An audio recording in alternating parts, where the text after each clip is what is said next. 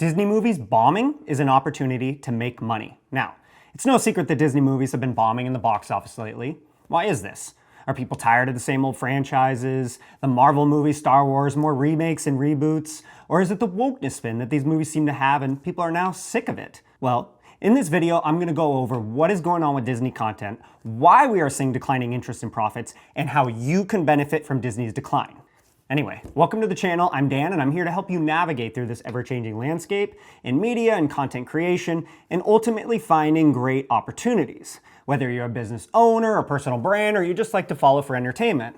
Things are changing fast, and throughout my career, from working on everything from Hollywood films to YouTube series, I've learned a lot and seen a lot. And trust me, it's always changing. But with change comes opportunity. So let's get started.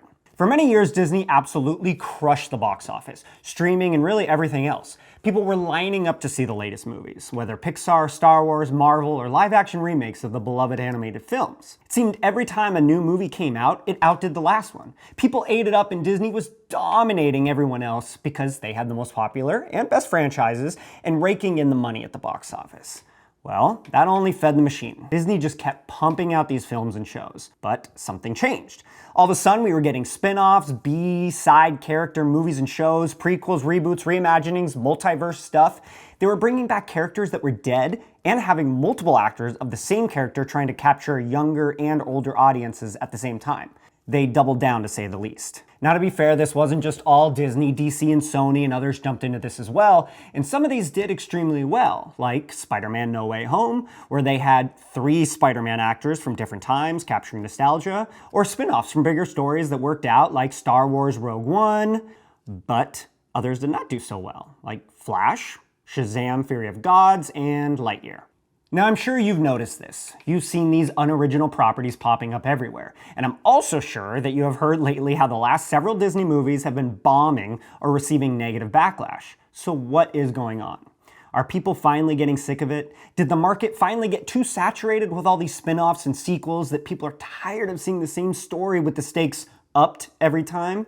Perhaps it's just too much content. The people are now lost in all the worlds and storylines that they just don't care to follow along anymore. Whatever the reason, it's real. It's happening, and Disney is smack in the middle. And it seems that films that have had the most backlash online have been hurt the most. Lightyear, which was kind of a Toy Story spin-off, featured a same-sex kiss on screen that created a lot of debate from all sides.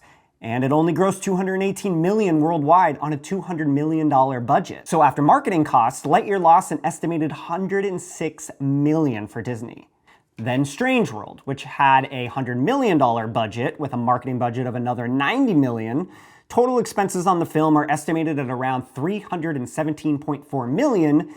It only brought in around $73.6 million at the global box office, and another $55 million from streaming estimated.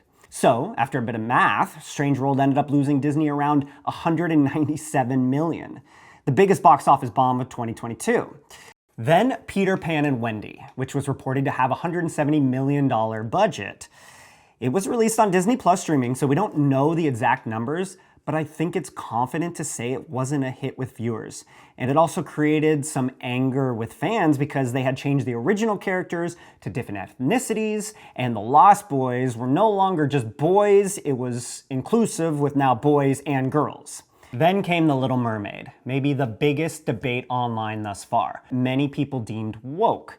It had a whopping $250 million production budget and $140 million in global marketing spend. It did gross around $560 million worldwide, but considering the live-action remakes of The Lion King, Beauty and the Beast, Aladdin, and Alice in Wonderland all easily grossed over $1 billion, Little Mermaid isn't exactly a huge win. Then comes Elemental, Pixar's redemption from the disappointment of its previous film, Lightyear. Elemental saw more backlash, deeming it was another Disney film with a woke agenda because it was about overcoming prejudice and leaning toward a traditional melting pot message with identity politic undertones and a non-binary character. The film had a slow start, but it had made about $400 million, which outdid Lightyear, but definitely not the success Pixar movies used to bring in. Then came Indiana Jones. How could you go wrong with Indiana Jones? I mean, come on, one of the biggest and most universally loved franchise in cinema, but People pointed out that the certain lines in the movie were ragging on capitalism and how Indiana has stole from indigenous people. Whether you believe it's woke or not doesn't matter. It was labeled as woke, and many people decided not to see it for that very reason. And that is not good for a movie that costs almost $300 million. Many predict that so far, Disney has lost about $1 billion on its movies this year. Now the Haunted Mansion is out, and it's another bomb. Is it the lack of enthusiasm for the story, or people tired of remakes, or maybe they're losing trust in Disney overall? More and more sites are popping up to explain whether a movie is woke or not. I can't imagine Haunted Mansion being labeled as woke. But many are talking about the obvious diverse casting and how Christianity is repeatedly used as a joke, and of course the publicity that it was directed by a black gay man.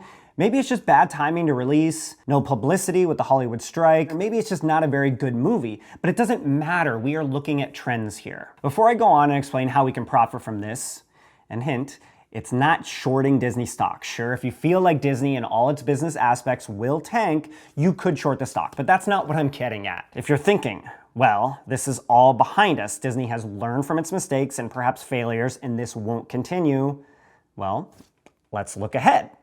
Snow White. Snow White is Disney's next big live-action remake. Now, Snow White was Disney's first full-length animated feature film. Like, nothing is more sacred to Disney fans and people nostalgic to Disney entertainment than Snow White. But it's already been discussed how Snow White is woke. You said you were bringing a modern edge to it on stage. What do you mean by that? I just mean that it's no longer 1937, and we absolutely wrote a Snow White that is not going to be saved by the prince. She's not going to be saved by the prince, and she's not going to be dreaming about true love. She's dreaming about becoming the leader she knows she can be. The Seven Dwarfs are a racially diverse set of actors, and only one of them with dwarfism to avoid offensive stereotypes. Now, we can debate all day long why this is exactly happening, and perhaps many of you think it has nothing to do with the pushback from families against the woke agenda. It may actually be that people just don't have interest to see these movies. But it's not because people don't have interest in movies. Take Barbie, Super Mario Brothers, Oppenheimer, Spider-Man Across the Spider-Verse. All successes. Now that takes me to the recent sleeper film, Sound of Freedom. By normal terms, this would have been a small movie with a $14.5 million budget and a main actor that's not exactly a huge celebrity.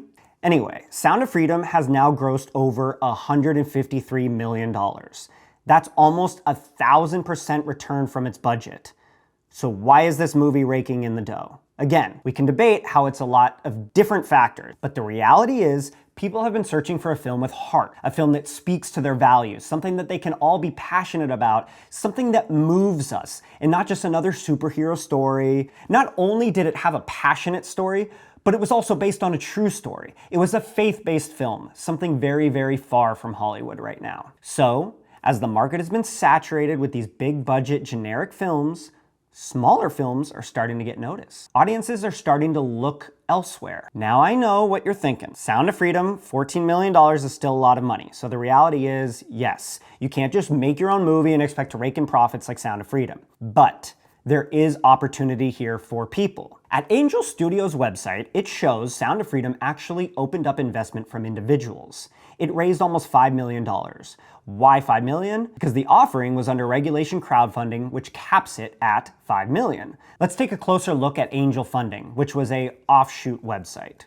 When it came to Sound of Freedom, it opened up investment for P&A, stands for Prints and Advertising. The term is still widely used today to describe the cost of taking a finished movie and marketing to the moviegoers. It's a crucial piece of the marketing budget for a film, and in the film industry, it's attractive to investors. Because with P&A, money is only raised after the film is already made and you know the quality of the work. Also, the P&A investors are last money in and first money out, so that security was being sold as revenue participation. If the theatrical revenues are enough to cover the cost, there will be a return on investment. And with Sound of Freedom, you hit it big.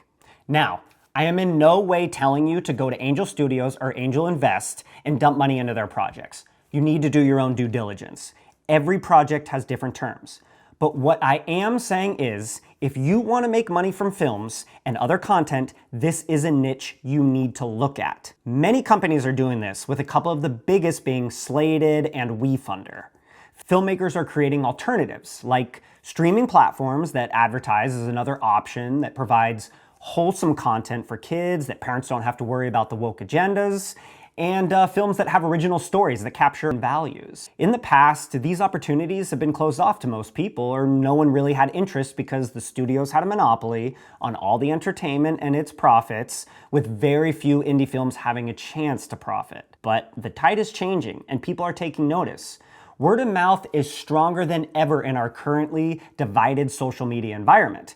So, if you can see what people are talking about and what they want, you could get ahead of it. But tell me what you think. Leave me a comment. Is this just a fluke? I would love to hear. And please don't forget to subscribe and like the video. It helps a lot. I'm going to be bringing tons of different ways to make money through content creation for business owners, personal brands, filmmakers. I'll be going over specific stories with people who have done it and much more. Anyway, from Hollywood to YouTube, we're finding money in media. See you soon.